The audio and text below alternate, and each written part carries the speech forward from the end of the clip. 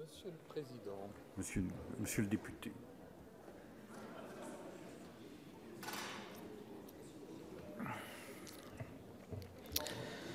Monsieur le Président, Madame la Ministre, Monsieur le Ministre, mes chers collègues, la France est un pays riche de son histoire.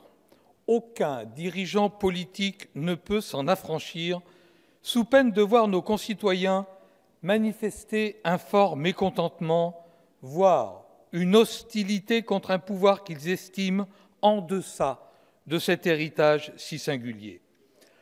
En vertu de ce passé, les Françaises et les Français ont le sens de l'intérêt général chevillé au corps, et je crois que le très grand respect du confinement en est le parfait exemple.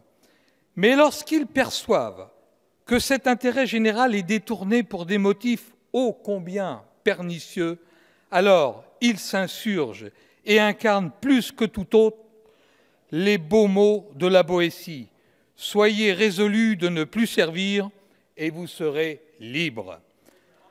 En dépit de ces faits bien connus, votre gouvernement s'apprête à recourir à une application de traçage numérique, balayant au passage deux particularités très importantes de cette histoire si chère à notre peuple. La première d'entre elles concerne l'attachement viscéral qui est celui de nos concitoyens pour leurs libertés publiques et individuelles.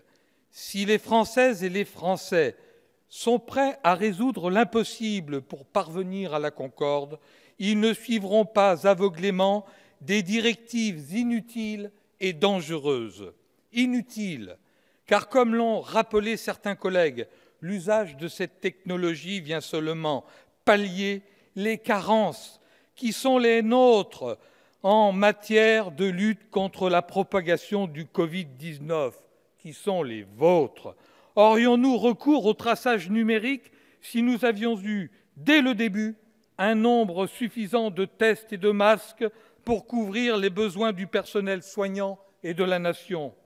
Chacun fera ici son examen de conscience, mais nous savons pour notre part que le meilleur moyen pour un gouvernement de veiller sur sa population est d'assurer un financement à la hauteur des enjeux de santé publique. C'est ce que nous vous proposons depuis le début du quinquennat. Or, depuis 3 ans, votre majorité a refusé de nous écouter et n'a eu cesse de frapper notre système hospitalier en plein cœur, en appliquant des politiques néolibérales basées sur la seule gestion comptable, tout en espérant que l'extrême dévotion du personnel soignant suffirait à faire tenir l'édifice. Vous pourrez vous en remettre à toutes les technologies du monde. Les faits sont têtus.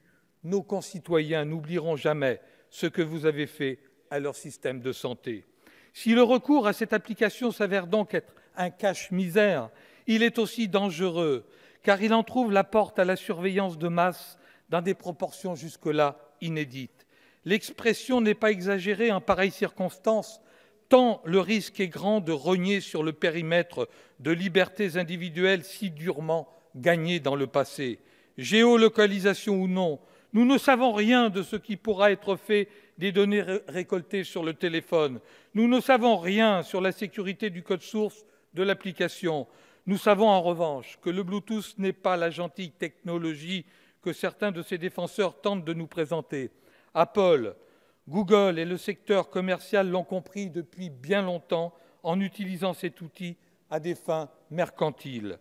Cette dangerosité est connue bien au-delà des seuls bancs communistes. Les interrogations sont nombreuses dans cet hémicycle et nous n'ignorons pas que la tenue de ce faux débat, qui n'a aucune portée normative, existe uniquement dans le but d'éviter à La République En Marche d'avoir à se déchirer en place publique. Vous n'avez pas de majorité pour le recours au traçage numérique. Ce constat me permet d'en finir en évoquant la deuxième particularité que votre gouvernement s'apprête à malmener. N'en déplaise aux nostalgiques, aux donneurs de leçons qu'on a entendus, la France, notre pays, est une république une et indivisible, dont la démocratie s'organise au sein d'un régime parlementaire. À ce titre, le pouvoir exécutif, comme son nom l'indique, n'est qu'un exécutant de la souveraineté du peuple, exprimée dans cette enceinte par la voix de ses représentants. Il n'a pas de volonté propre, encore moins si cette dernière rencontre la désapprobation de la majorité des parlementaires, à l'instar de ce qui se passe ici.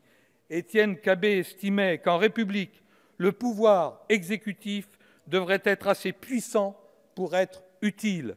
Montrez-vous utile et renoncez au traçage numérique. Merci, monsieur le député.